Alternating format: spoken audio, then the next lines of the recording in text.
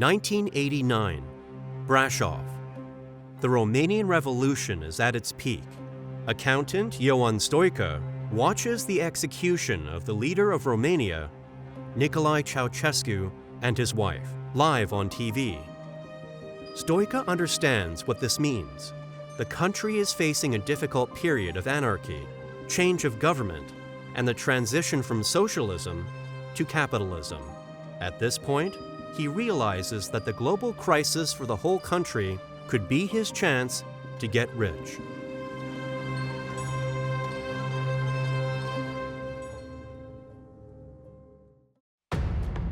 After the fall of the communist regime in Romania in the early 90s, the country found itself in a state of deep political and economic crisis.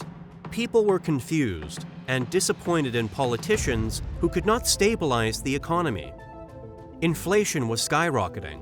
Pensions and salaries were not enough to buy basic necessities and pay for utilities. Washing powder and gasoline were often in short supply, and new clothes or one pair of shoes cost a month's salary. In general, the average salary in Romania at the time was about 3,000 to 4,000 lei per month, which was equal to $30 to $50, while in the United States, people received an average of $2,400 per month. So many families were looking for different ways to make money. Accountant Ioan Stoica foresaw such events and wanted to take advantage of the difficult situation of the population. He began studying examples of pyramid schemes from the West and Russia, and decided to create his own scheme, not realizing what he would do to his own country.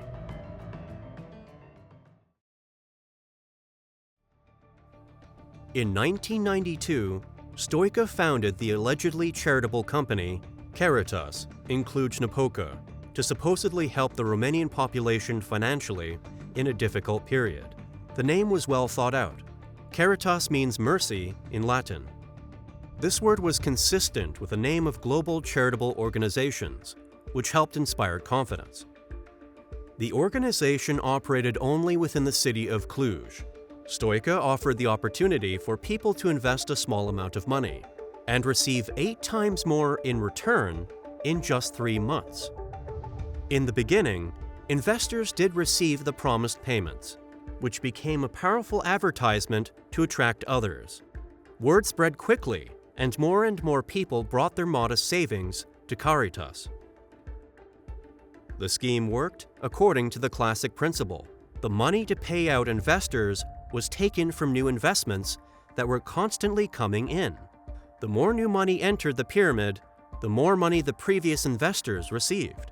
And given that Caritas promised to pay out 8 times the amount in the first deposit, there were a lot of new investors needed. So Ioan wanted to attract as many people as possible to the scheme.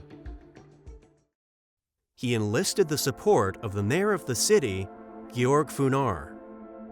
In order to strengthen Caritas' image and authority, he rented out part of the Cluj city administration to the company and began organizing mass events to further promote the pyramid scheme.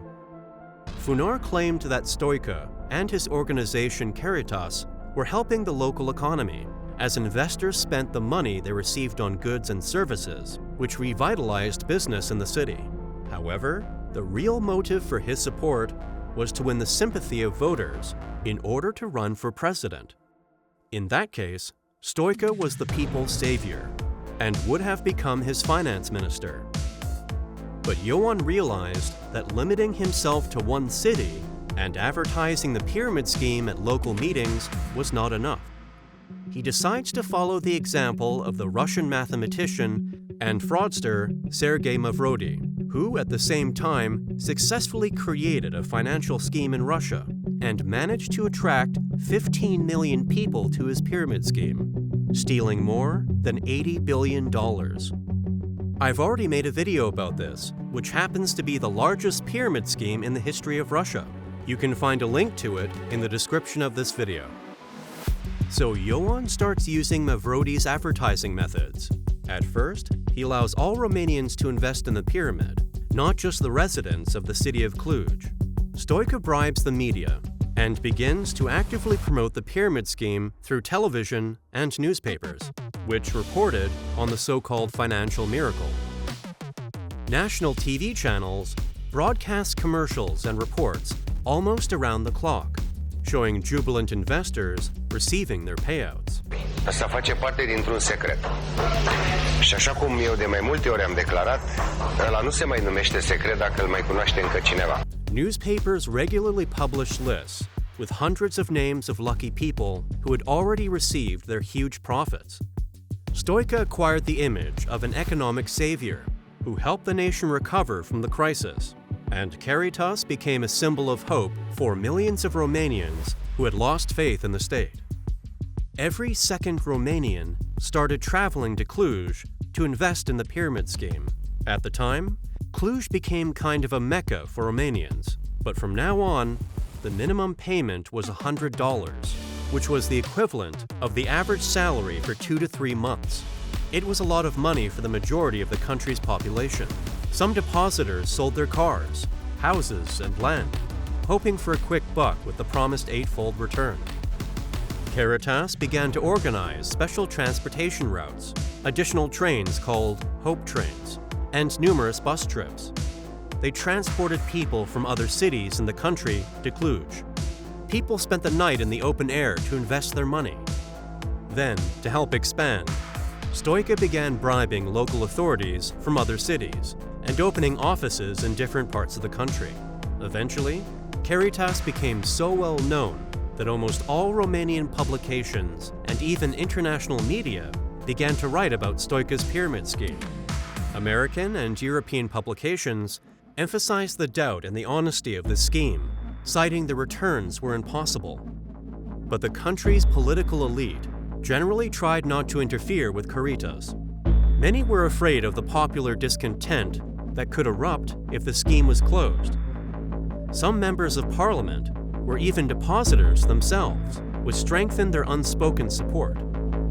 Even the president of the country did not dare to intervene. After all, the government was afraid of repeating the fate of Romania's former leader, Nicolae Ceausescu, who was publicly executed during the 1989 revolution. A year and a half after its inception, the pyramid began to crack. Ioan had managed to attract about 8 million people to his scheme, so the inflow of new money could no longer stabilize the pyramid. Caritas stopped making payments, which caused a wave of outrage. People en masse demanded their money back.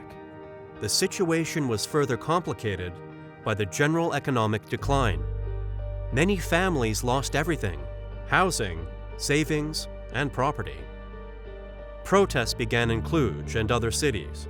The scheme finally collapsed in the summer of 1994. In total, more than 50% of all families in Romania lost their money. The total losses are estimated at $3 to $5 billion. The head of the National Bank confirmed that at one point, 1/3 of all Romanian money was in Caritas. By now, most of the deposits have effectively disappeared, leaving millions of people without savings. The Romanian authorities have not been able to fully establish where the money ended up.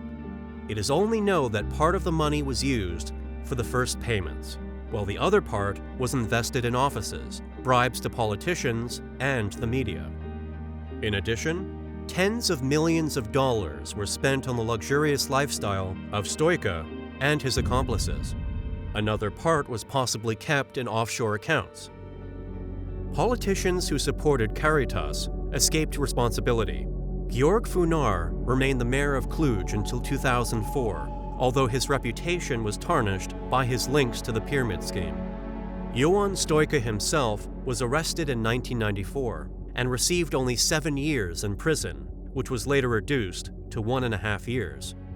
He lived the rest of his life in poverty and loneliness in a small rented apartment.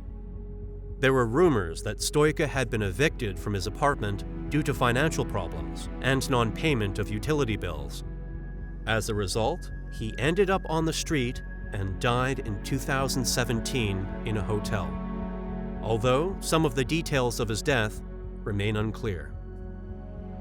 You can watch more interesting videos about financial scams and other related topics on my channel. Thank you for watching.